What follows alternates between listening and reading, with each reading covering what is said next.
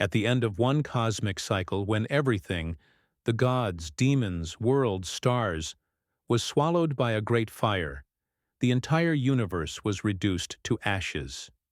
This was the inevitable dissolution that followed the creation of every world. As the flames consumed all, one being remained unaffected: Lord Shiva. While the entire cosmos burned, Lord Shiva sat in deep meditation, untouched by the fire or the destruction that surrounded him. His consciousness transcended the cycles of creation and destruction, beyond the grasp of time. When the fire finally subsided, the universe had turned to ash. Nothing remained but the charred remnants of what once was. Lord Shiva, however, saw beyond the ashes. He didn't perceive them as the end, but as a new beginning. He gathered the ashes, remnants of everything that had once existed, gods, demons, mortals, stars, and smeared them across his body. This act was not one of grief, but of profound detachment and acceptance of the impermanence of all things. For Lord Shiva, the ashes were not symbols of death, but reminders of truth. Everything is transient, and nothing, not even the most powerful gods, is exempt from decay. His body, now covered in the ash of the past universe, became a walking symbol of the eternal nature of the soul and the impermanence of form. As the new universe began to take shape, gods, beings, and worlds emerging once again, Lord Shiva, with his ash-smeared body, wandered through the freshly created worlds. To the people who encountered him, his appearance was unsettling, even terrifying. His garland of skulls and his ash-covered skin were marks of death and decay.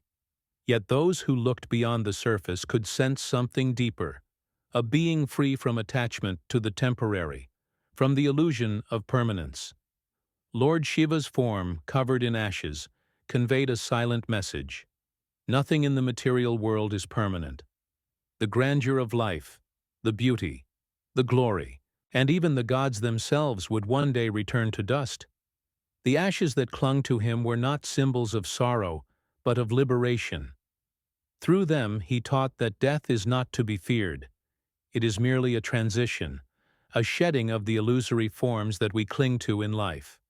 In this way, Lord Shiva's silent, ash-covered form was a constant reminder that the universe is cyclical.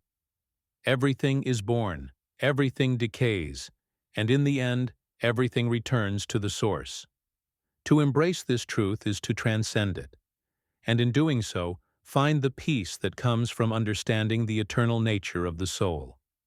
As the universe continued to evolve, Lord Shiva, with his ashes and skulls, became a symbol of ultimate freedom, the freedom that comes from detachment, and the realization that the temporary nature of life is not something to mourn, but to accept.